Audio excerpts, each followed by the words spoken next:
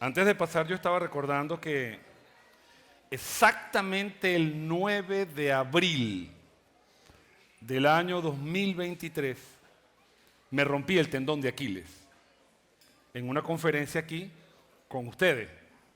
Aleluya. Y bueno, ya estoy en un 80-85% recuperado. Ya puedo hacer saldo. Y les tengo una sorpresa. Les tengo una sorpresa. Ildeo hizo un grito de guerra para la conferencia de jóvenes, pero nunca lo compartió. Yo hice un grito de guerra sobre el mensaje. Ahora necesito que alguien me apoye. ¿Quién me apoya?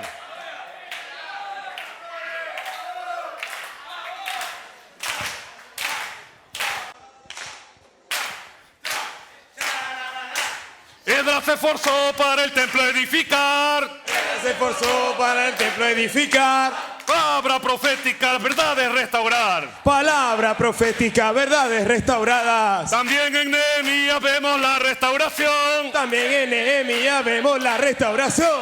Los muros restaurados muestran nuestra dirección. Los muros restaurados muestran nuestra dirección. No solo las verdades como en Sardis restaurar. No solo las verdades como en Sardis restaurar. Los muros levantados, el gobierno espiritual. Los muros levantados, el gobierno espiritual. Tobías, Sanbalat y Gesem el árabe. Tobías, Sanbalat y Gesem el árabe. A nuestros enemigos no vamos a temer. A nuestros enemigos no vamos a temer. Palabra profética marca el rumbo a seguir. La palabra profética marca el rumbo a seguir. Iglesia en Filadelfia, una puerta va a abrir. Iglesia en Filadelfia, una puerta va a abrir. Capitanes de tropa, el hablar oyen de Dios. Capitanes de tropa, el hablar oyen de Dios. Casa de adolescentes por la edificación. Casa de adolescentes por la edificación. Casa de adolescentes por la edificación. Casa de adolescentes por la edificación. Casa de adolescentes por la edificación. Casa de adolescentes por la edificación. Oh, sí, casa de adolescentes por la edificación. Oh, Señor Jesús. Amén. Aleluya.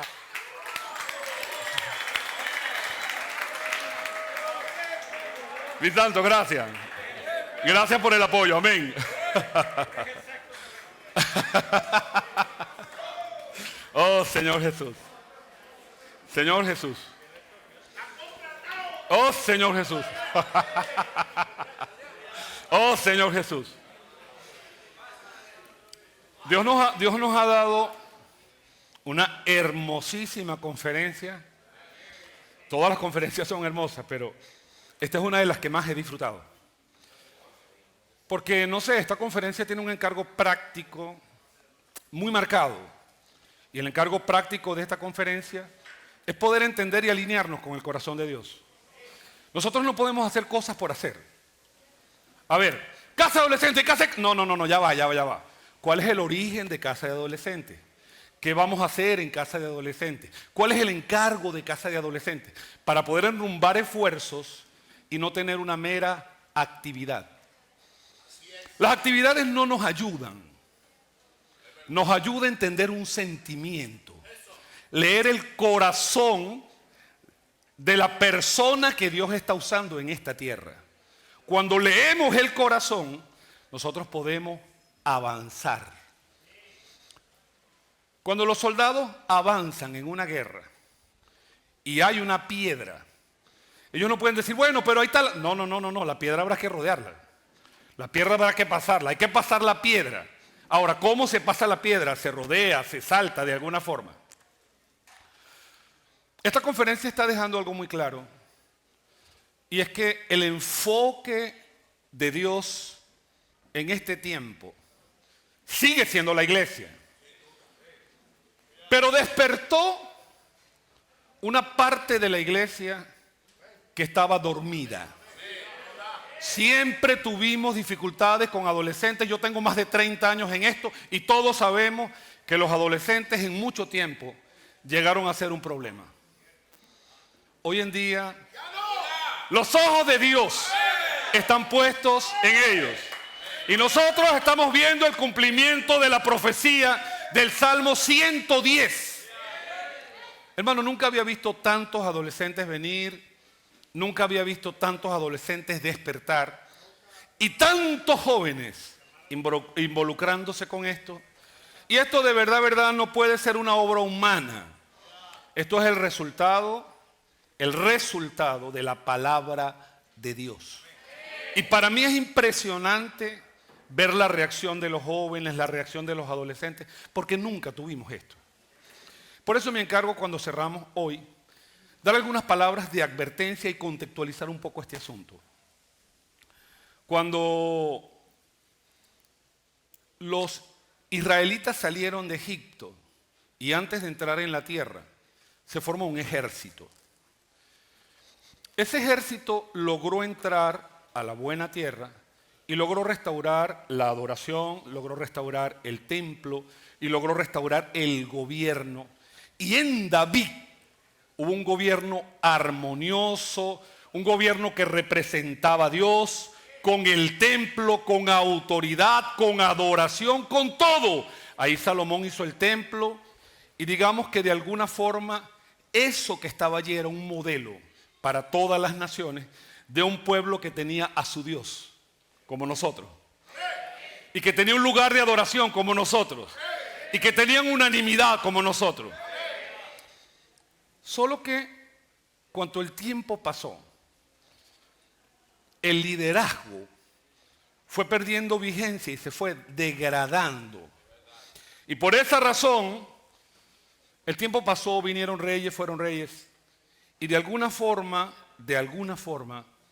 en algún momento, todo el pueblo de Dios y aquello que se había hecho, la restauración, el ejército, el orden, se perdió en Babilonia. Porque durante 70 años ellos experimentaron un cautiverio.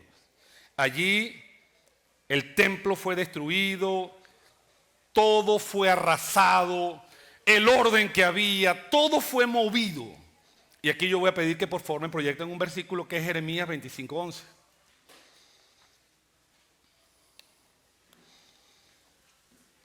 Toda esta tierra, era una profecía, será puesta en ruinas y en espanto. Y servirán estas naciones al rey de Babilonia 70 años. Esa profecía se cumplió. Y todo aquel pueblo debió quedar cautivo de un rey ajeno, Nabucodonosor. No era el rey que Dios había puesto. De hecho, ellos llegaron a esta nación como esclavos. Aleluya. Pero alguien podría decir, hermano, pero yo tengo una duda. ¿Y por qué Dios permite que su pueblo quede esclavo? Y ahí comienza entonces lo que yo quiero hablar con ustedes esta mañana. Cuando abrimos nuestra Biblia en Jeremías 25, versículo 1. Jeremías 25, versículo 1. Dice así. Palabra que vino a Jeremías acerca de todo el pueblo de Judá en el año 4 de Joacim, hijo de Josías, rey de Judá, el cual era el año primero de Nabucodonosor, rey de Babilonia. Vamos a leer el versículo siguiente, vamos a leer algunos versículos con detenimiento. El cual habló al profeta Jeremías, a todo el pueblo de Judá y a todos los moradores de Jerusalén, diciendo: desde el año 13 de Josías, hijo de Amón, rey de Judá, hasta este día, que son 23 años. ¿Quién tiene aquí 23 años? Entonces, imagínense Samuelito. Desde que Leida y Fidel tuvieron a Samuel hasta el día de hoy, 23 años. Y he hablado desde temprano y sin cesar, pero no oísteis.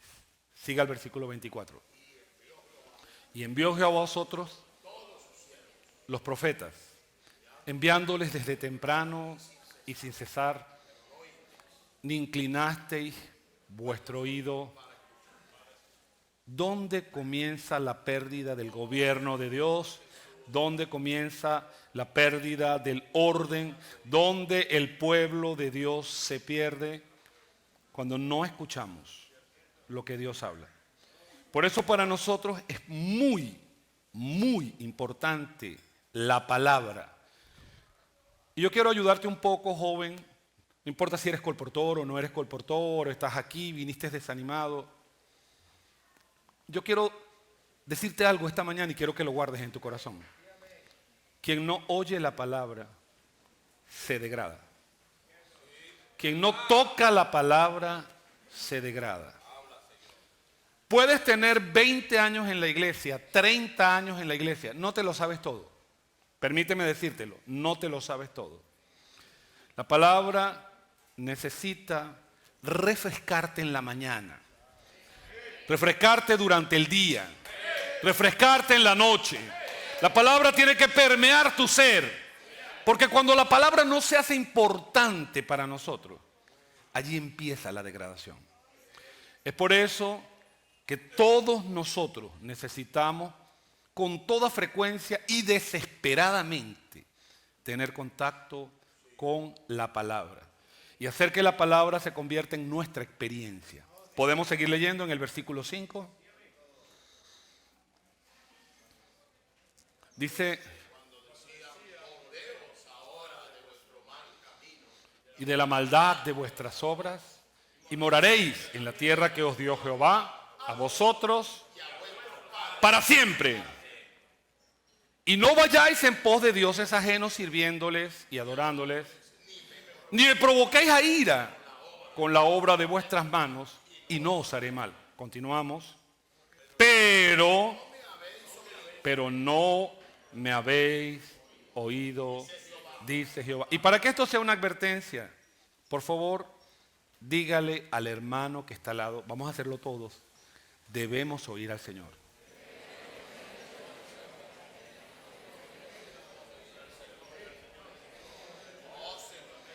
Hermano, permítame decirle algo. Dios se ofende cuando sus hijos no lo escuchan. Dios se duele cuando su palabra no es valorada. Señor Jesús, continuemos. Verso: por tanto, así ha dicho Jehová de los ejércitos, por cuanto no habéis oído mis palabras, verso 9, he aquí, enviaré y tomaré todas las tribus del norte. Recuerdan que habían dos reinos, el reino del norte y el reino del sur. En el norte estaban las 10 tribus, en el sur estaban las 2 tribus. Ok, estaba Judá en el sur y estaba también la tribu de Benjamín. Y a Nabucodonosor, rey de Babilonia, mi siervo, y los traeré contra esta tierra y contra sus moradores y contra todas estas naciones en derredor, y los destruiré y los pondré por escarnio y por burla en desolación perpetua. Y haré que desaparezca de entre ellos la voz. Y sabe que cuando dejamos de escuchar la palabra de Dios, perdemos el gozo. Yo le hago una pregunta. ¿Usted no ha sentido que usted puede sentir a los demás? Está en la reunión de la iglesia y los demás están disfrutando y usted está como conflictado. ¿No le ha pasado eso? Usted está ahí que no encuentra la alegría. Si la iglesia es una vida de fiesta, lo que más debemos valorar y disfrutar es nuestra vida de iglesia. Hermano, usted no tiene disfrute en el mundo. Nuestro disfrute es la iglesia. Nuestro disfrute son las reuniones. Solo que cuando usted deja de oír la palabra de Dios, usted se va complicando. Lentamente aparecen argumentos, aparecen cosas, aparecen asuntos. Y yo te voy a decir algo esta mañana. Sal de aquí libre. Si llegaste a esta reunión atado, sientes que todo el mundo está disfrutando, pero tú no estás disfrutando, es tiempo de que vuelva tu corazón al Señor. Es tiempo de volver y decirle, Señor, no puedo continuar en esta situación. Devuélveme el gozo de tu salvación. Como dijo David, y espíritu noble me sustente. Aleluya. Y sigamos entonces. Dice, quitaré la voz de gozo. Ajá, ok. Y la voz de la desposada, lámpara de molino, luz de lámpara. Ajá. Toda esta tierra será puesta en ruina y en espanto, y servirán estas naciones al rey de Babilonia 70 años. Yo creo que nosotros debemos aprender, ¿verdad?, que el ejército que estaba en Jerusalén llegó a perderse.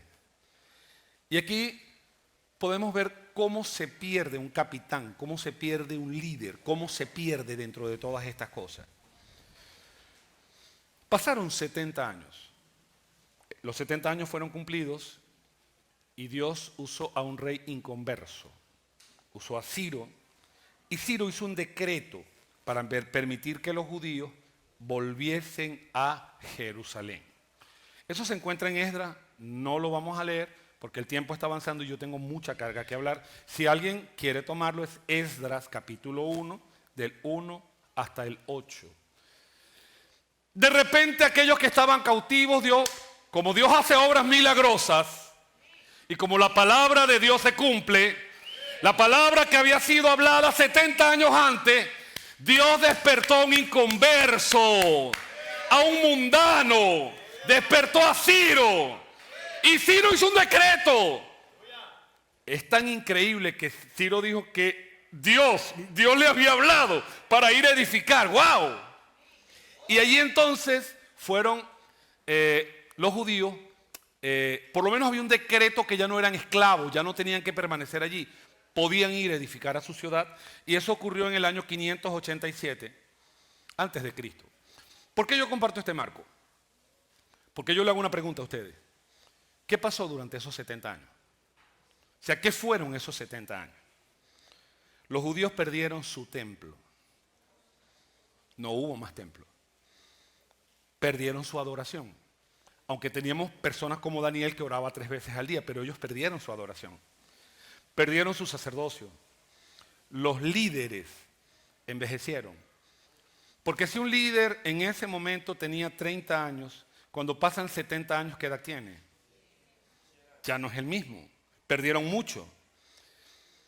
Los jóvenes capacitados que estaban allí, que eran útiles, se perdieron porque, pongamos una edad media de un joven, vamos a poner 20 años, y cuando pasen 70 años, ¿qué edad tiene? Tiene 90. Señor Jesús, ellos perdieron, muchos nacieron en Babilonia y al final ellos perdieron su identidad y perdieron su propósito. Así que sacarlos de aquella condición requería liderazgo. Nosotros hemos estado mucho tiempo escuchando la voz de Dios, ayer Silfredo lo dijo, por medio de siervos que Dios ha levantado. Dios levantó a Watchman Nee y escuchamos su palabra y creemos que es un instrumento que Dios usó. Dios levantó a Winnie Lee y también escuchamos su palabra, creemos que es un instrumento que Dios usó. Y el Señor levantó a nuestro querido hermano Don Yulán y es innegable, fue un instrumento que Dios usó. Y ahora Dios levantó a nuestro hermano Pedro Don y es un instrumento que está usando. Señor Jesús, en la historia de la iglesia, nosotros podemos enmarcar y decir que hay un periodo de 11 siglos, que al igual las verdades fueron secuestradas. Y durante estos 11 siglos, solamente la élite católica, el clericalismo, tomó cuenta y por 11 siglos no hubo más iglesia. Desde el año 313 en el Edicto de Milán hasta el año 1517, cuando Lutero clava las 95 tesis en Wittenberg, fueron 11 siglos. Si hacemos una analogía, ¿verdad? Los que se perdieron en Jerusalén son como estos 11 siglos que también nosotros perdimos. Se perdieron las verdades, se perdieron las doctrinas, se perdió la palabra fundamental, se perdió la palabra profética. Y la iglesia quedó devastada. Mire esos 11 siglos y usted verá que la iglesia no tiene norte, no tiene rumbo. Solo hay iglesia católica. Y Dios tuvo que levantar por allá milagros como el colportor, Pedro Baldo. Y tuvo que levantar milagros de estrellas que aparecieron de la nada. Señor Jesús,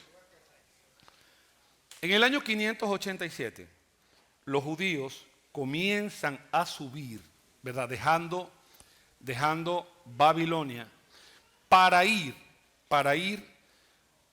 a construir, a reconstruir en Jerusalén y a empezar todo de cero. Curiosamente, nosotros podríamos decir, wow, pero los judíos debían estar ansiosos, llegaron los 70 años. No estaban ansiosos. ¿Por qué no estaban ansiosos? Cuando ellos entraron a Babilonia como esclavos, cuando el tiempo pasó, ellos ya no eran esclavos.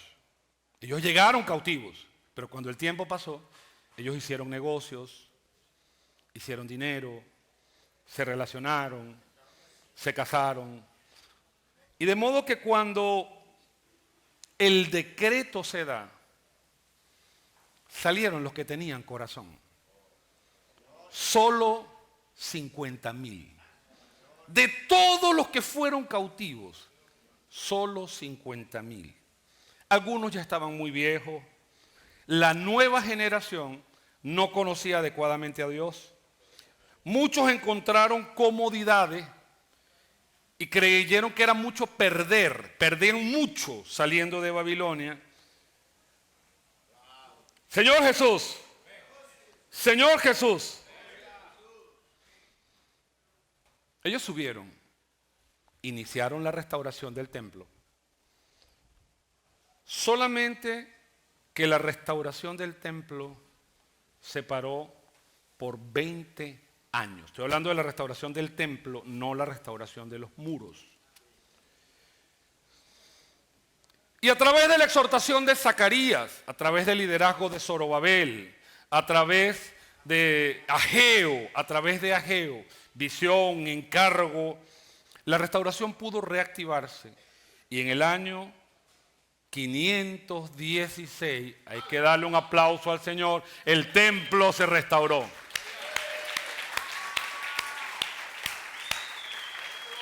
Y nosotros podríamos decir, ¡wow! Maravilloso, tenemos el templo. Yo quiero decirle lo siguiente.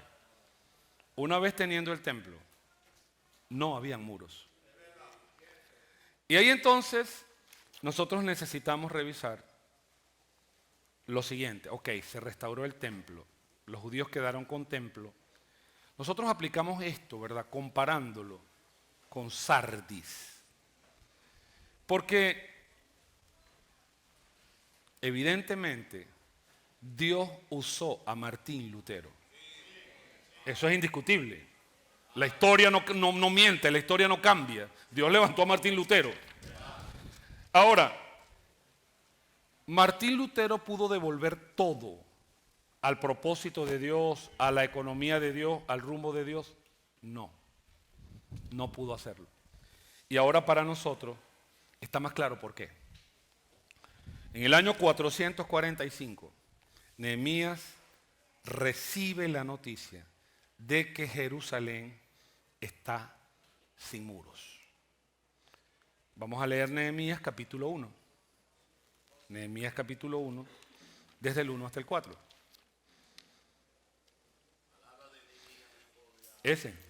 Palabra de Nehemías, hijo de Alcías, aconteció en el mes de Kislev. El mes de Kislev, para los que son curiosos, era el 9º mes. Después de él venían 3 meses más y empezaba el primer mes, que era Abib, primer mes del año. Y en el año 20, estando yo en Susa está por Irán, capital del reino, eso era Persia. Continúen. Que vino Anani, uno de mis hermanos, con algunos varones de Judá, y les pregunté que habían quedado, que habían escapado, que habían quedado en la cautividad y por Jerusalén. Yo quiero mostrarles lo siguiente. Entre la finalización de la construcción del templo y Nehemías pasaron 71 años. Es por eso que yo concluyo que Nehemías fue uno de esos que sus padres quedaron en Jerusalén porque quizás tenían cosas que perder, tenían puestos importantes en Babilonia. Algunos historiadores dicen que posiblemente, no hay afirmaciones, posiblemente él haya sido un eunuco, no puedo afirmar eso. Lo dicen basándose en que tenía contacto con la reina y no cualquiera podía tener contacto con la reina. Porque cuando Artajerjes da la orden, la reina está a su lado. Señor Jesús, Señor Jesús, Señor Jesús. Y mire cómo Dios obra. No usó a uno de los que habían salido, usó a uno de los que se quedaron en Babilonia. Lecciones. No menosprecia a nadie. Lecciones. No deje por menos a nadie. Porque Dios puede usar a quien Él quiera. Denle un aplauso al Señor.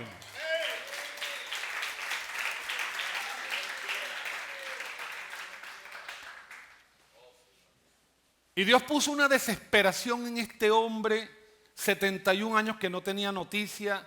¡Wow! Y este hombre se quebró cuando vio que el deseo de Dios estaba en ruinas.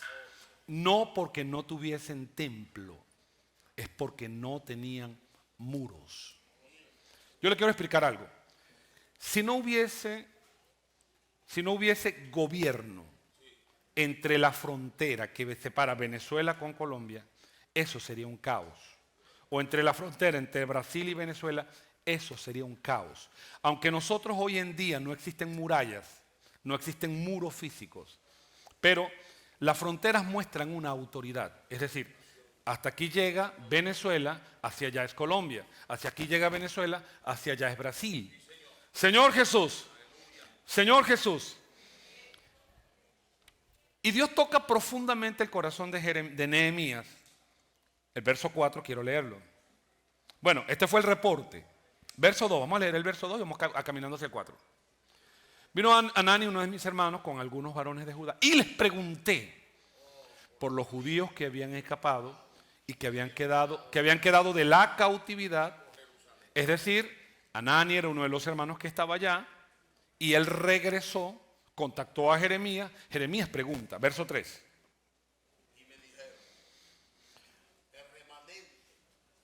Que quedaron de la cautividad allí en la provincia, está hablando de Jerusalén, están gran mal y afrenta, y el muro derribado y sus puertas.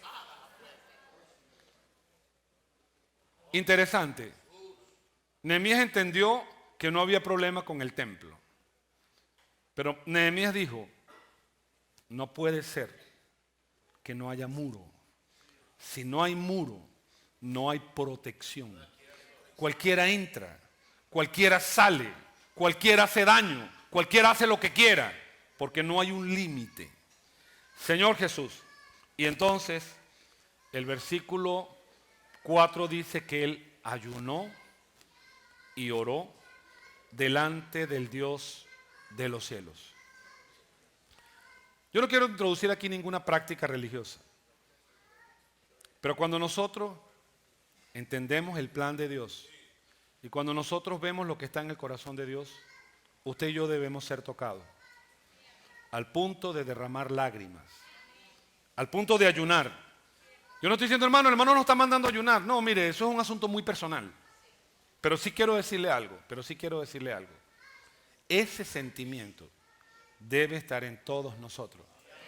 Cuando entendemos que la voluntad de Dios está en juego, nuestra actitud debe ser desesperadamente buscar al Señor. Señor Jesús, Señor Jesús, oh Señor Jesús.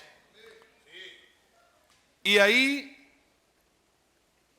el verso 5 él ora y le dice: te ruego, Jehová, Dios de los cielos, fuerte, grande y temible, que guarde el pacto y la misericordia, y a los que le aman y guardan sus mandamientos, esté atento tu oído y abiertos tus ojos para oír la oración de tu siervo. ¿Qué corazón el de Nehemías para orar? que hago ahora delante de ti día y noche por los hijos de Israel, tus siervos, y confieso los pecados de los hijos de Israel que hemos cometido contra ti. Sí, yo y la casa de mi padre. Y esta es la actitud de los que aman la iglesia.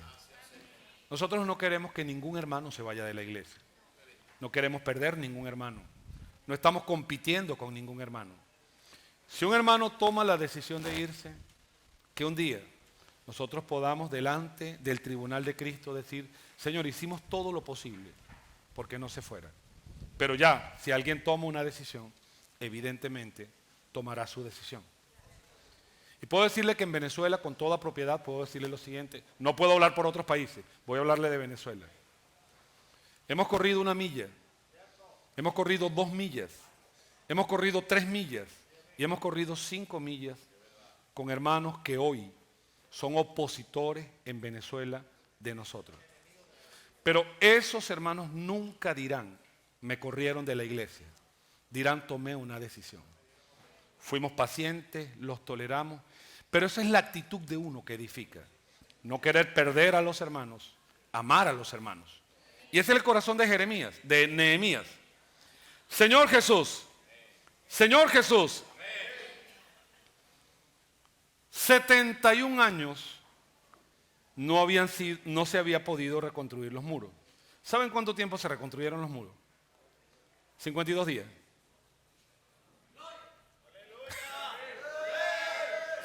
Hermanos, lo que no se había podido hacer en 71 años, se hizo en 52 días.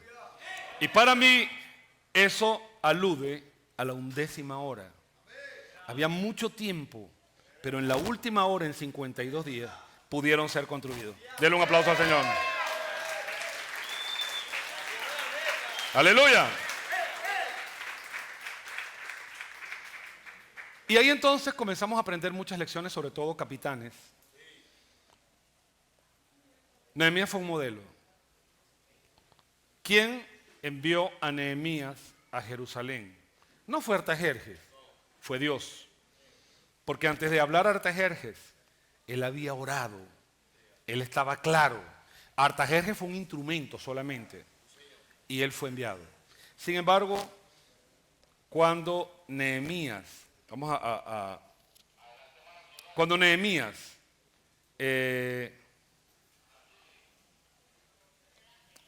se presenta entre ellos, Nehemías no se presenta como una gran autoridad, como el que viene aquí a solucionar los problemas. Vamos a leer Nehemías capítulo 2, versículo 16.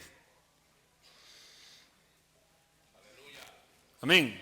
Porque él había dado una vuelta al campamento, él había visto qué era lo que estaba dañado y no sabían los oficiales dónde yo había ido, ni qué había hecho, ni hasta dónde lo había declarado yo a los judíos y sacerdotes, ni a los nobles, ni a los demás que hacían la obra. Señor Jesús, Señor Jesús, oh Señor Jesús. Nehemías fue un modelo como líder para buscar un asunto, capitanes, que todos debemos orar, buscar y construir. Se llama unanimidad. En griego es homotumadón. Quiero decirles lo siguiente. Si ustedes no logran unanimidad entre ustedes mismos, entre ustedes y la tropa, entre ustedes y nosotros, entre nosotros y los que están más arriba de nosotros, esto se acabó. Y aquí no hay cómo llevar este asunto adelante. Pero cuando Nehemías apareció y todos sintieron el encargo que Nehemías tenía, hermano, todo comenzó a ser espontáneo. Capítulo 3, verso 1 y verso 2. Entonces se levantó el sumo sacerdote Eliasib con sus hermanos los sacerdotes y edificaron las puertas de las ovejas. Ellos arreglaron y levantaron las puertas hasta la torre de Amea y edificaron hasta la torre de Hananel. Junto a ella edificaron los varones de Jericó y luego edificó Zacur, hijo. No puedo leer el verso 3, son demasiadas personas juntas edificando, pero aprenda algo. Empezaron a involucrarse los líderes, empezaron a involucrarse los sacerdotes y empezó a involucrarse todo el pueblo. Una lección importante, apréndala. Cada uno tenía un espacio. ¿Lo entienden? Cuando nosotros leemos, por ejemplo, Eliasid, ellos edificaron la puerta, ellos levantaron las puertas y edificaron hasta la torre de Amea. ¿Cuál es tu espacio?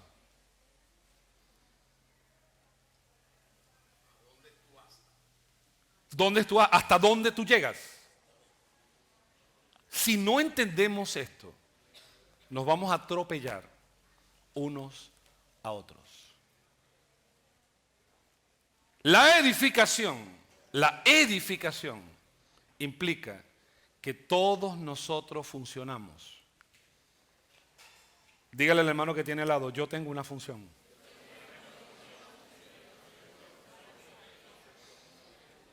Aquí nadie puede salir de esta conferencia sin entender que tiene una función. Mi función tiene un espacio y tiene un límite. Aleluya. Aleluya. Explico. Si alguien me llamara, y me han llamado de Colombia, me han llamado de Uruguay, hermano, para resolver tal cosa. Perdón, hermano. Allá está tal hermano que es el responsable del país. Pregúntele a él, yo no puedo. Pero hermano, ¿qué piensa usted? Yo ni pienso, hermano. Ni siquiera pienso. Pregúntele al hermano. Pero hermano, ¿qué cree usted? Yo ni creo, hermano. Allá hay hermanos que son autoridad y yo en eso no interfiero. Pero si me preguntan por algo nacional, yo le diría, permítanme un momento consultar con Silfredo, consultar con Israel. Permítanme un momento para poder dar una respuesta. Y si es algo de Occidente, diría, hermano, permítanme por favor hablar con los obreros para ver si ellos conocen algo o a lo mejor yo no estoy enterado. ¿Qué quiero decir? Cuando tú no conoces tus límites, vas a tener mucho encargo, pero vas a chocar con todo el mundo. Imagínense que a mí me toca hacer una pared desde esta corneta hasta esa corneta. Y de esa corneta hacia allá va a estar Silfredo. ¿Sí? Entonces yo voy a hacer mi responsabilidad. Yo voy a traer la arena. Pero se la voy a tirar al lado de Silfredo. Y voy a traer los bloques y se los voy a tirar al lado de Silfredo. Es que yo tengo que hacer esto. Y Silfredo va a decir, hermano, pero ya va. Ajá, y lo que yo tengo que hacer, hermano, yo tengo un encargo muy grande y tengo que hacer una pared entre estas dos cornetas. Pero yo también tengo que hacer otra. Entonces él viene y me tira la tierra aquí. Y yo vengo y se la tiro hacia allá.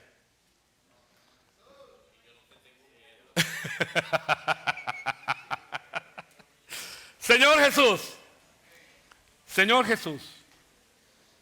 Señor Jesús. Oh, Señor Jesús. Les voy a dar una palabra que fue de mucha luz para mí. Gánenla en la mañana de hoy. Nehemías 4:6. Nehemías capítulo 4, versículo 6. ¿Qué dice allí? Edificamos pues el muro y toda la muralla fue terminada hasta la mitad. Hermanos, había 71 años. Y en 52 días terminó. Pero aquí ya llevaban la mitad. ¿Por qué?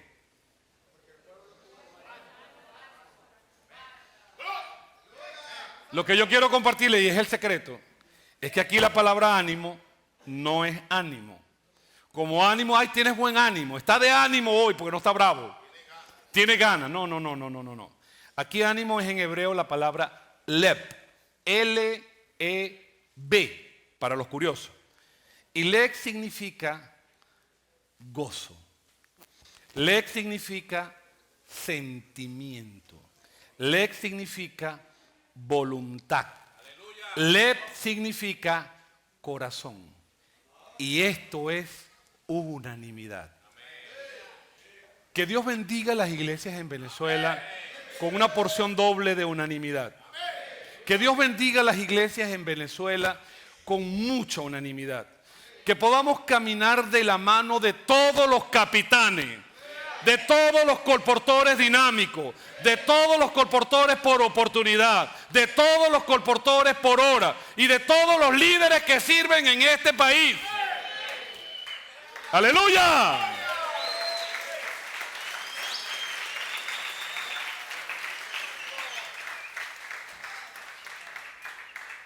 Ánimo aquí, que es la palabra lep en hebreo, lo que dice es que había un mismo sentimiento.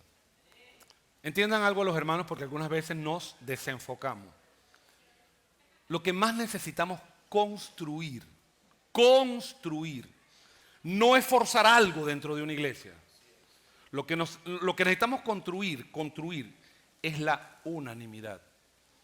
Necesitamos trabajar en función de que todos los hermanos en la iglesia sientan lo mismo. ¿Me entienden? ¿Cómo podemos edificar en armonía en Caracas? Les doy el secreto. Si todos los hermanos sienten lo mismo. ¿Cómo podemos edificar en Barquisimeto? Si todos los hermanos sienten. Estoy hablando sentir esta palabra lep. ¿Cómo podemos edificar en Cabudare? Si todos los hermanos sienten, tienen el mismo corazón, el mismo encargo.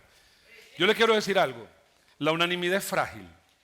La unanimidad no es como la unidad. La unidad fue dada y ya está. La unanimidad se trabaja, se construye. Y cuando yo construyo la unanimidad, aprendo lecciones de empatía. Aleluya. Jóvenes, respeten a los mayores.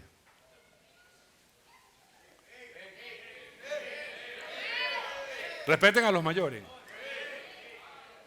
Aquí está una hermana con la cual tuve una hermosa comunión. ¿Puedes levantarte, hermana? Es la hermana María Piñero. Miren esa bella joven que está ahí.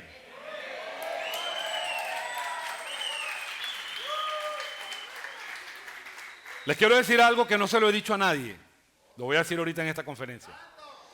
Esta hermana se sentó conmigo hace aproximadamente 2 meses o 3 meses en Cabudare. Sí, gracias, hermana. Y ella me hizo algunas preguntas. ¿Sí? Totalmente genuinas, totalmente reales. Y yo me senté con calma y le dije, hermana, mira, lo que pasa es esto. Pero, ¿y esto? Esto. Me hicieron esta pregunta. ¿Por qué nuestra reacción primaria es condenar a los hermanos? ¿Por qué nuestra reacción primaria es decir que no están en el encargo, que son opositores? Nuestro trabajo es acercarlos, hermanos. Capitanes, ustedes no pueden quedar solos.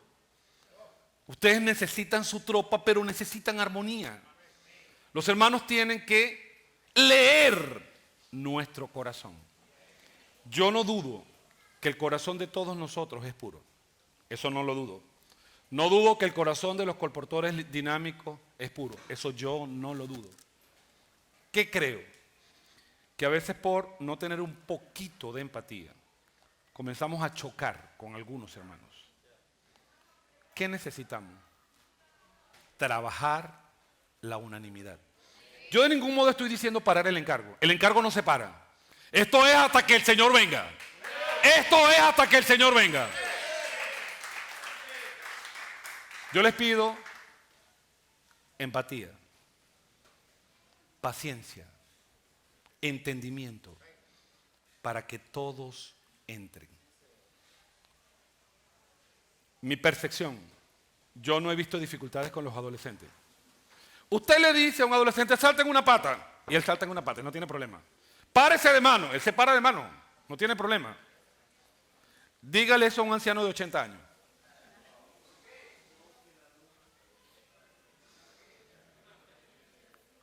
Cuidado, no podemos salir de aquí diciendo, no, es que no necesitamos a los viejos. Hermano, cuidado, porque quizás no estamos entendiendo el encargo. Señor Jesús, quiero tomar Filadelfia, Apocalipsis capítulo 3, versículo 7. La hora se me está cerrando, pero yo tengo muchas cosas que hablar con ustedes. Ustedes me perdonen en la mañana de hoy, hermano. Apocalipsis capítulo 3. Dice, escribe el ángel de la iglesia en Filadelfia. ¿Y quién es Filadelfia? Somos nosotros. Somos Filadelfia. Esto dice el santo, el verdadero, el que tiene la llave de David y el que abre y ninguno cierra y cierra y ninguno abre. El verso 8. Yo conozco tus obras. Y créanme, el Señor está diciendo esta mañana, yo te conozco. Y yo sé lo que estás haciendo. Y yo conozco tu corazón. Y yo conozco tus obras. Quiero decirte algo. Milagrosamente abrió una puerta. ¿Lo entiende? Milagrosamente abrió una puerta. En Venezuela todo debería estar parado. Pero estamos colocando 4,000 libros mensuales. Eso es un milagro. Eso es un milagro. Porque a Filadelfia se le abrió una puerta. Uno de los secretos de Filadelfia es su amor. Capitanes, aprendan a amar a todos los hermanos. Capitanes, secreto de Filadelfia, unanimidad. Yo veo hermosamente cuando veo a Nehemías impulsando el encargo, pero viendo que a los que les tocaba hacer este pedazo, lo hicieron. Y a los que les tocaba hacer el otro pedazo, lo hicieron. Y a los que les tocaba hacer el otro pedazo, lo hicieron. Resultado, nadie chocó con nadie. Resultado, los muros fueron levantados. Resultado, los enemigos temieron. Pero se necesita el mismo encargo, el mismo corazón y el mismo sentimiento. Los encargos no se imponen. Los encargos se trabajan, se construyen. Quiero recordarles algo. Muchos de ustedes hoy están en un buen momento, un momento espiritual, pero recuerden algo, no siempre estuvieron allí. Y cuando no estaban en el momento que están ahora, hubo hermanos que tuvieron paciencia con ustedes. ¿Te puedo sacrificar, Neyel? ¿Sí te puedo sacrificar? Le digo algo aquí en secreto, aquí en medio de una conferencia en secreto. Neyel era terrible. Neyel era terrible. Pero ¿cuántas veces Esther venía, cierto, Silfredo? Nos decía, hermano, oren por Neyel. ¿Y qué le decíamos nosotros? Hermana, tenga paciencia. ¿Le decíamos o no, Silfredo? Y le decíamos, hermana, mira, nosotros estamos orando por ese muchacho. Ese es de Dios. Ese es de Dios. Ese es de Dios. ¿Y cuántas dificultades tuvo este joven? Y hoy es un modelo. Aleluya. Perdón, pero tengo esta confianza porque conozco a Neyel de niño, conozco a Esther, conozco a Rosa, o sea, a Esther, a Lirio. Señor Jesús. Neyel, si en aquel tiempo alguien te hubiese desechado, hoy no estarías donde estás, ni estarías haciendo. Si alguien no hubiese creído en ti, yo levanté a los jóvenes adolescentes, a los adolescentes de Caudare en una predicación y le dije a los hermanos, y esto que estoy diciendo es verdad, escuché a algunos de ellos decir grosería. Les dije, su comportamiento no es tan bueno. No creo que sean tan santos, no creo que sean tan maduros, pero a toda la iglesia les dije, yo creo en ellos. Yo creo en ellos. Porque hoy Dios está creyendo en ellos. Y creo que Dios puede transformarlo. Y creo que Dios puede edificarlo. Y creo que Dios puede usarlos a ellos para el ejército que Él quiere en este tiempo. Si los etiquetamos, vamos a decir, este no sirve. Aquel dijo una grosería. Este se está portando mal. No tenemos a nadie, hermano. No tenemos a nadie. Señor Jesús. Señor Jesús. Oh, Señor Jesús. Empatía, entendimiento, amor.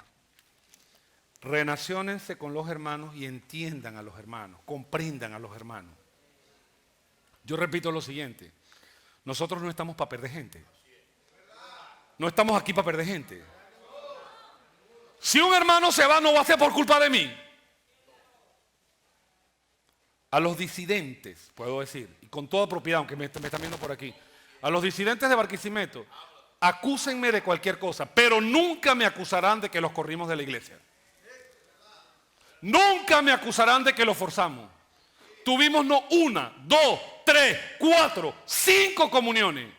Y esas comuniones, ellos las obviaron, pero salvaron a otros hermanos que también iban por un camino de apartarse.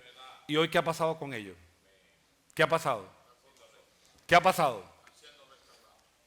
El peor error que hubiésemos cometido es etiquetarlos. Ellos son rebeldes. No, eran hermanos que no entendían los cambios. Y cuando un hermano no entiende los cambios, usted para. Usted dice, los hermanos no me están entendiendo. Entonces yo no voy a forzar. Ven, hermano, vamos a tener comunión. Vamos a sentarnos, vamos a revisar cuál es su óptica, qué es lo que está pasando. Y ese es el camino. Señor Jesús, Señor Jesús. Inmediatamente que empieza la edificación, se levanta la oposición. Y yo quiero decir jóvenes, Carora, el Tocuyo, creo que aquí no hay jóvenes del Tocuyo, y el resto de los hermanos. No hay edificación sin oposición. No hay edificación sin oposición. Aprovecho para contar un testimonio de Leo. Bueno, no de Leo Marín, de Leo Sala. Es un testimonio. Leo me dice que estaba en Caracas. Leo me dice que estaba en Caracas. Y no sé si era por San José. Agarró y le tocó el vidrio de una camioneta para hacer... ¿Ah? Fue en Barquisimeto. Yo pensé que era Caracas. Y le toca el vidrio. En Barquisimeto. Pensé que era, yo pensaba que era solamente en Caracas. Ahora no, echando broma. Tiene negocio en Caracas. Y entonces la persona, o sea, le toca el vidrio y no abre. Y Leo insiste, tocándole el vidrio y la persona no abre. Y Leo insiste y es ahí cuando él abre el vidrio con una pistola. ¿Ustedes sabían eso? Y él lo apunta y le dice, ajá, ¿qué quieres tú?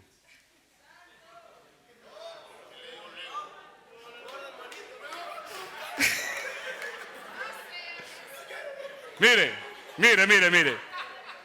Por menos de eso, cualquiera dice, hoy no es mi día, yo mejor me devuelvo. Vamos a hacer inmersión, vamos a hacer otra cosa el día de hoy. Señor Jesús. Y Leo le dice, ¿puedo orar por usted? ¿Pero qué quieres tú? No, pero orar por usted. ¿Pero qué quieres tú? Déjeme pasarle a mi líder. Y Leo llamó al líder, yo no sé quién era el líder. Era Jason. Bueno, Jason y Leo son medio locos los dos, son así, los dos son medio loquitos. Y Jason también se apareció y oraron por el hombre y el hombre consumía droga.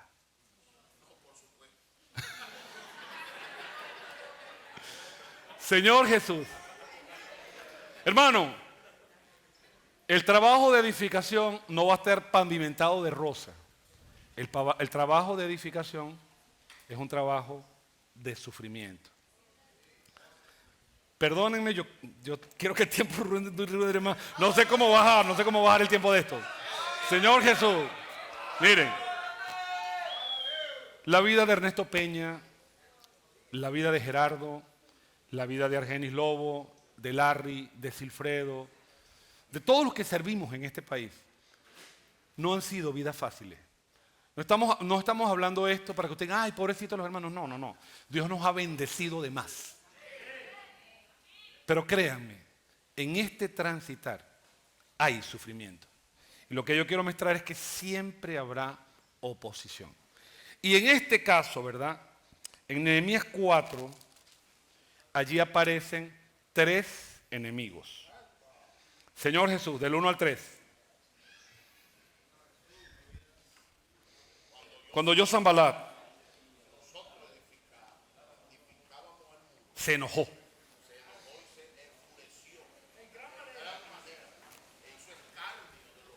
Pero yo les hago una pregunta. Sanbalat era horonita. ¿Qué tenía que ver con Jerusalén? Y él estaba ofendido. Y habló delante de sus hermanos del ejército de Samaria y dijo, ¿qué hacen estos débiles judíos? ¿Se les permitirá volver a ofrecer sacrificios? Acabarán en un día. Resucitarán los montones de polvo, las piedras que fueron quemadas. Y estaba junto a él Tobías, el amonita, el cual dijo, lo que ellos edifican del muro de piedra, si subiera una zorra, lo derribará. Y aquí nosotros vemos tres enemigos: Sanballat, Tobías y Gesem el árabe. Sanballat significa engendrado por el dios Sin. Engendrado por el dios Sin. Él era horonita. Tobías significa Dios es bueno. Tobías tenía algo de judío, aunque era un siervo amonita. Y Gesem significa nacido de la lluvia. Lo más triste, hermano, lo más triste, es que en medio de esta oposición, que es la externa, aparece también la oposición interna. Y esa es muy peligrosa. Vamos a Nehemías capítulo 6, versículo 17.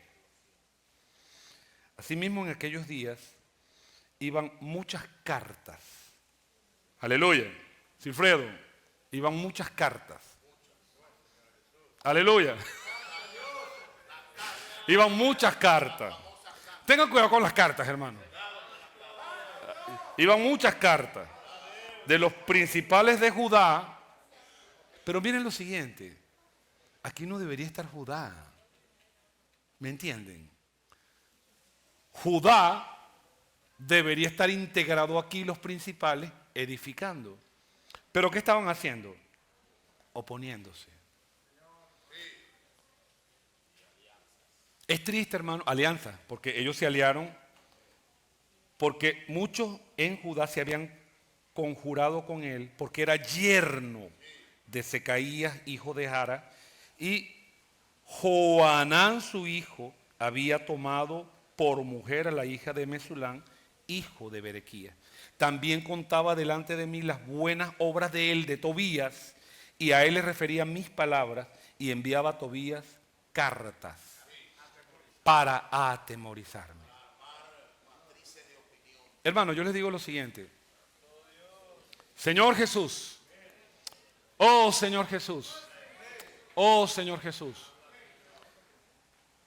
nosotros no podemos evitar que las aves vuelen.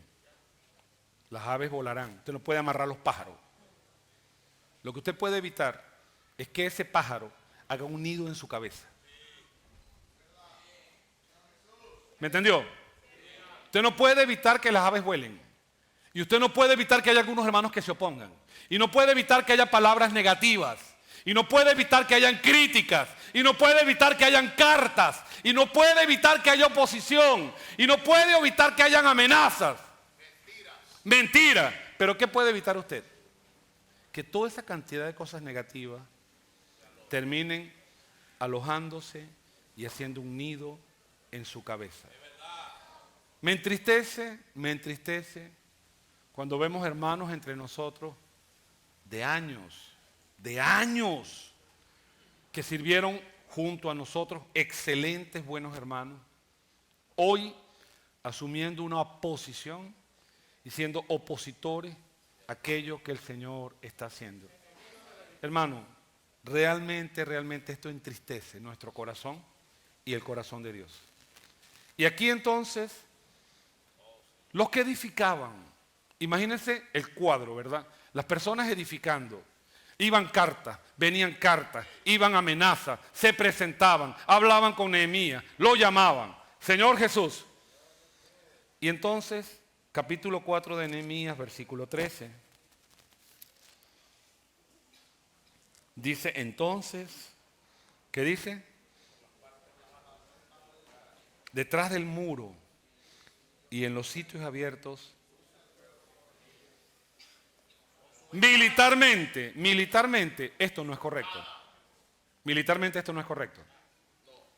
Porque usted está poniendo puntos de vulnerabilidad. Imagínese un niño de 2 años, un niño de 3 años, es muy vulnerable. Pero en la guerra de Dios, esta es una estrategia. Y yo le digo, aprenda esta estrategia. Involucre la familia. Colportores, involucren la familia. Capitanes, involucren la familia.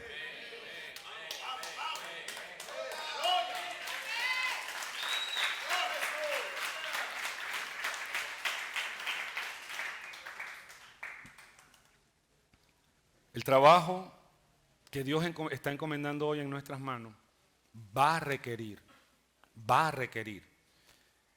que los padres de los adolescentes entiendan, que los hermanos entiendan, que los ancianos entiendan y que toda la iglesia entienda qué es lo que estamos haciendo. Y una de las formas que nosotros debemos aprovechar es esta. Familias. Hoy, en nuestra edificación, las familias son fundamentales. Créanme algo, lo que está aquí no está muy lejos de la realidad. Hoy, Dios quiere familias edificando. Hijos, es tiempo de poner a un lado la diferencia con sus padres. Y si Dios está hablando a tu corazón, creo que hoy debes reflexionar respecto a ese asunto. Padres, es necesario dejar los prejuicios que por mucho tiempo tuvimos con nuestros hijos, porque es tiempo de edificar. Y en esta edificación no estás solo, necesitas la familia. ¿Cómo surgió Casa de Adolescentes? Voy a compartir algo breve. Dios nos ha dado maravillosas herramientas que ninguna de ellas ha sido planificada. Expolibro surgió así, cuando surgió Expolibro. Bucafé surgió así. Colportaje dinámico surgió así. Y Casa de Adolescentes surgió así. ¿Qué pasó?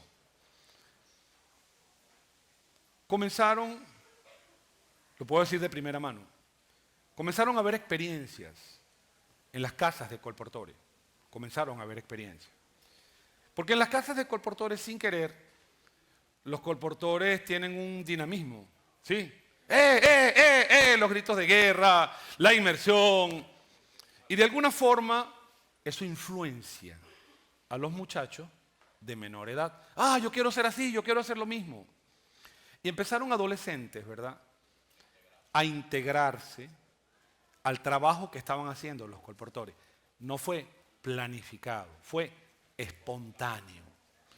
Y de esa integración, así como dice el Salmo 10, que las gotas de rocío fueron apareciendo, eso empezó a cobrar más y más gotas de rocío añadiéndose, y de repente se vio la necesidad de tener un espacio para atender adolescentes. Y yo le digo una cosa, hermano. Casa de Adolescentes, lo dijo ayer Silfredo, no es una estructura, no es una casa, no es un local. Casa de Adolescentes es un ambiente. Lo que queremos preparar para ellos es un ambiente. Denle un aplauso al Señor. Pero hermano, es que en Carora nosotros no tenemos un local para...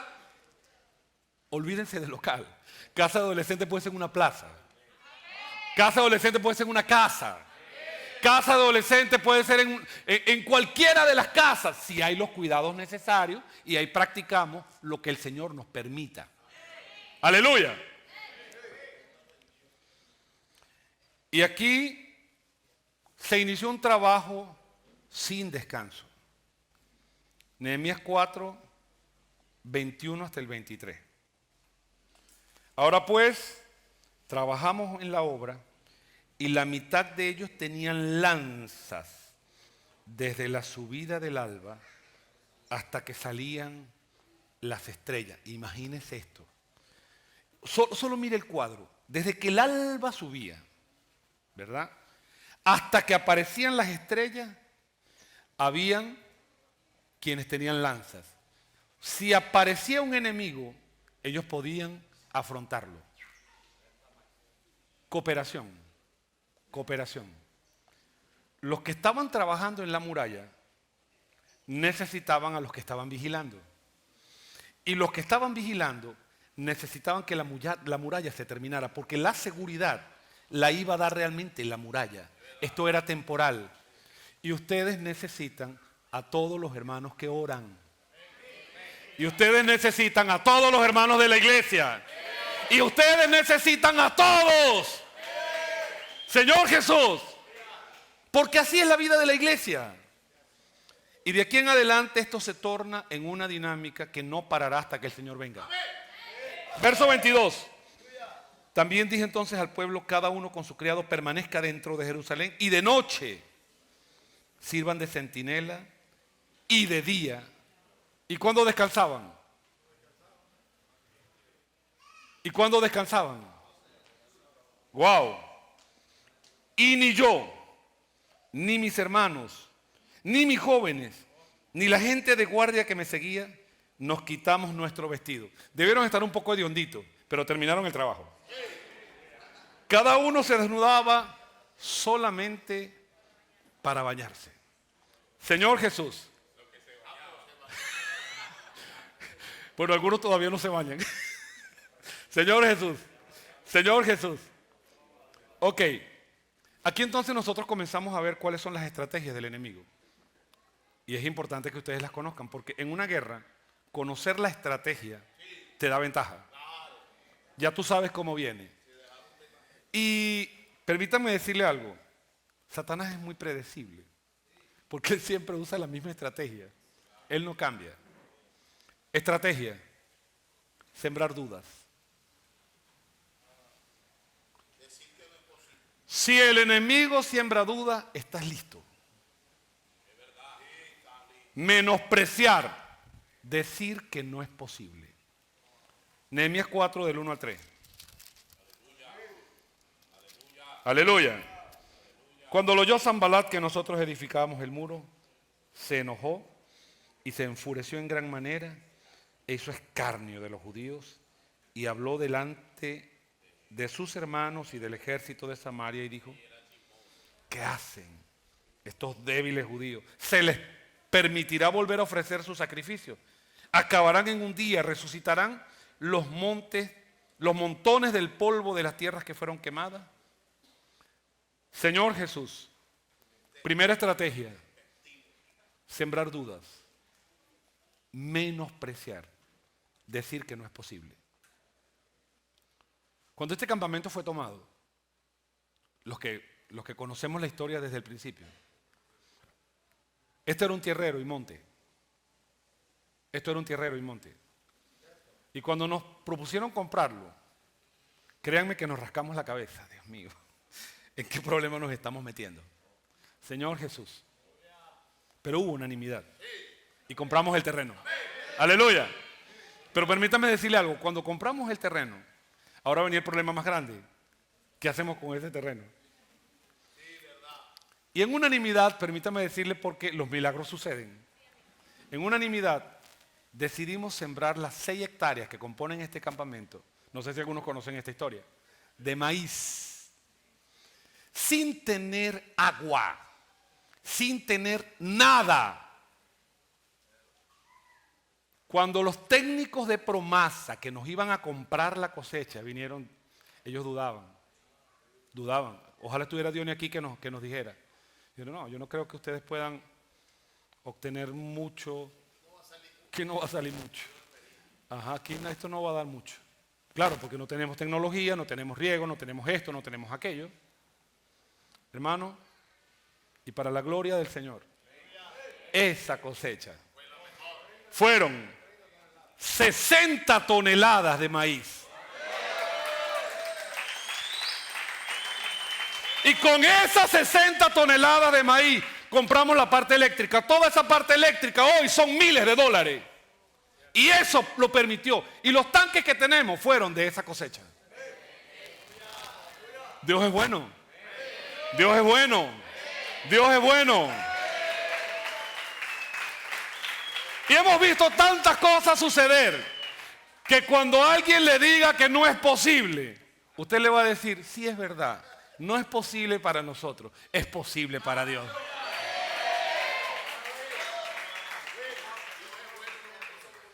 Los malos somos nosotros. Loco. Vamos a seguir. Amén. Aleluya. ¿Qué más hace el enemigo? Parar. Decir, hermano, no podemos seguir. ¿Sí? Señor Jesús, en Nehemías 6, del 1 al 4, hubo negociaciones. Porque estaban tratando de hablar con Nehemías a ver si podían convencerlo de que no era lo más adecuado. Cuando oyeron Sanbalat, Tobías y Gesén el árabe y los demás de nuestros enemigos, que ya habíamos edificado el muro y que no quedaba en él portillo, aunque hasta aquel tiempo no habíamos puesto las hojas en las puertas, Sanbalat y Gesén enviaron a decirme, ven y reunámonos. Ellos estaban tratando de decirle, mira, Nehemías, lo que estás haciendo es una locura. Realmente no debes continuar, porque no te conviene continuar. No puedes seguir por allí. Primera estrategia del enemigo es sembrar dudas. Segunda estrategia, intentar detener la obra. Tercera estrategia, mentir.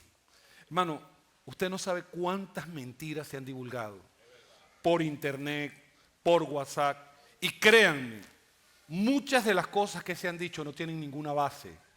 Son simples mentiras. Simples mentiras. Porque esa es la estrategia de Satanás. Y le muestro acá en Nehemías. Nehemías 6, versículo 5.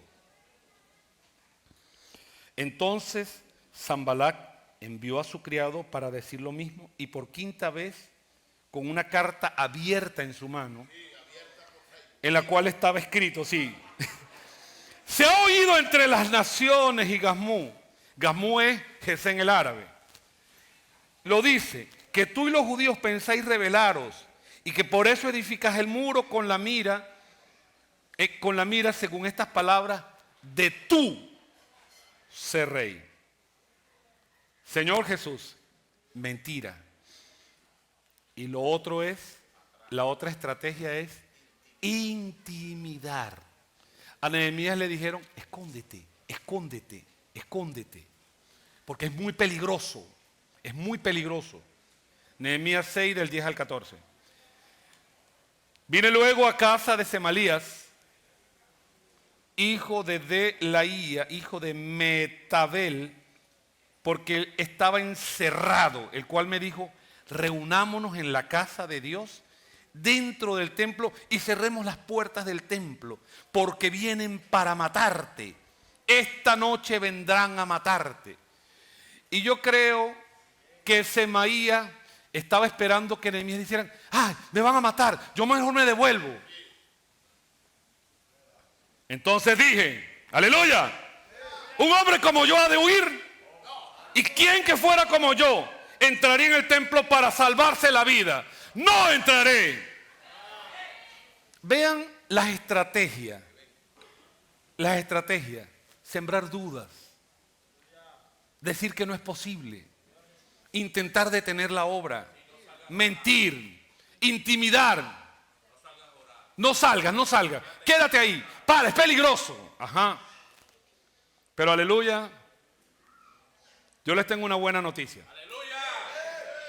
Bastaron 52 días con corazones unánimes. 71 años no se había podido.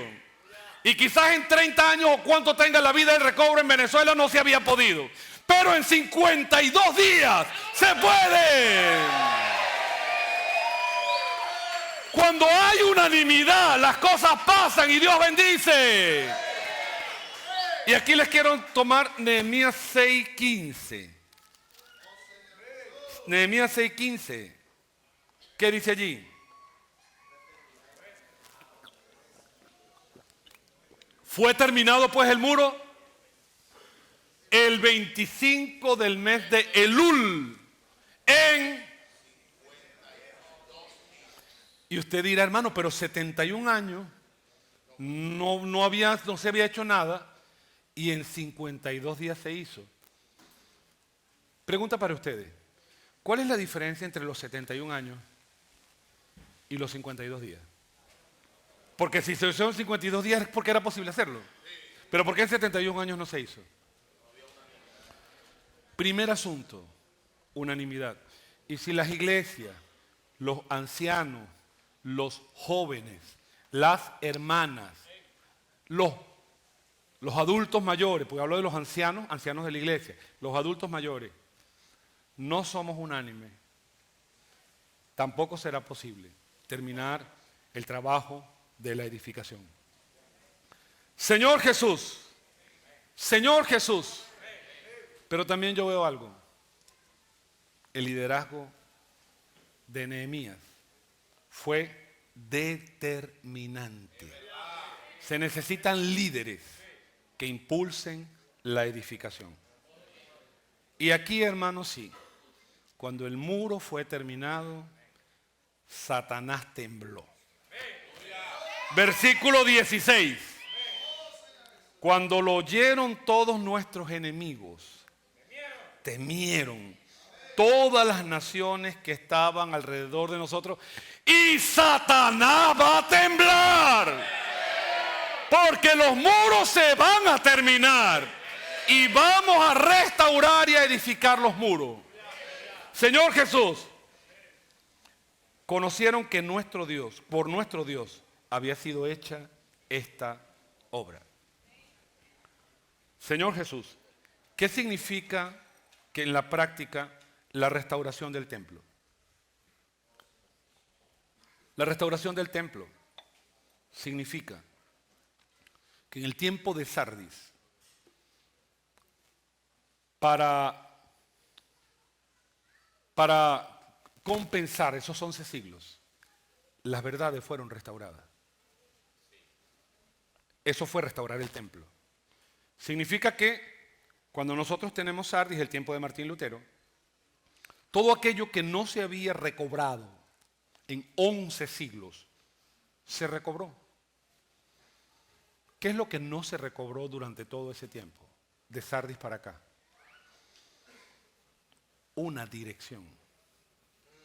La mayor bendición de las iglesias hoy es tener un enfoque y tener una dirección. Porque tenemos un líder y por eso tenemos la palabra profética.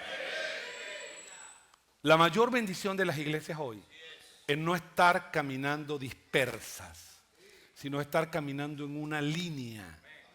Las iglesias en toda la tierra están restaurando la unanimidad de poder caminar juntos. Yo le hago una pregunta, ¿usted quiere caminar en otra dirección? ¿Queremos caminar en otra dirección? No tiene sentido, hermano. No tiene ningún sentido. Nosotros estamos aquí porque queremos caminar en unanimidad, en una sola dirección. Dígale al hermano que tiene al lado, díganlo todos. Queremos caminar en una sola dirección.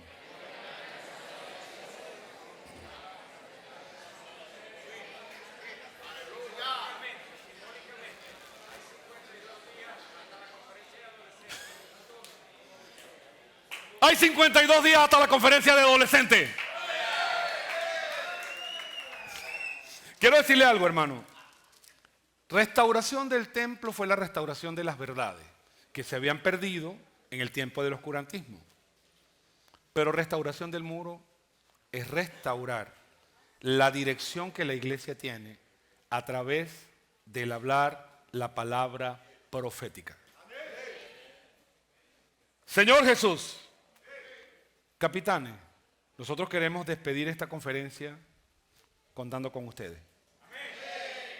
¿Contamos con ustedes? Entiendan algo, no estamos en un proceso de competencia. No es el que lo haga más rápido. No es el que lo haga más rápido. Estamos en un tiempo de compromiso y en un tiempo de entender lo que estamos haciendo. Y en un tiempo de entender que usted necesita a su compañero. Colportores, no podrían llevar adelante su trabajo si no hay una base subyacente llamada iglesia. si no hay una base subyacente llamado hermanos responsables, si no hay obreros. Por eso todo este trabajo de coordinación armoniza. Por eso necesitamos entender lo que Dios está haciendo hoy. Finalizamos otra vez con el grito de guerra. Vamos a finalizar con el grito de guerra, vamos a hacerlo. Vamos. Vamos allá.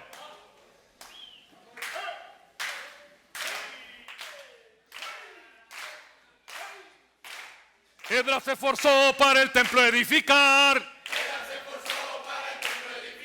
La palabra profética, verdades restaurar. También en Nehemías vemos la restauración. Los muros restaurados muestran nuestra dirección. No solo las verdades como en Sardis restaurar. Los muros levantados, el gobierno espiritual. Tobías, Sanbalat y Gesem el árabe. A nuestros enemigos no vamos a temer. La palabra profética nuestro rumbo a seguir. La iglesia en Filadelfia una puerta va a abrir. Capitanes de tropa el hablar oyen de Dios. Casa de adolescentes por la edificación. Casa de adolescentes por la edificación. Casa de adolescentes por la edificación. Y ahora invoca.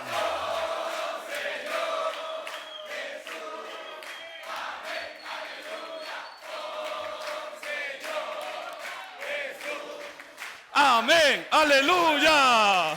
Aleluya. Gracias, muchachos. Amén.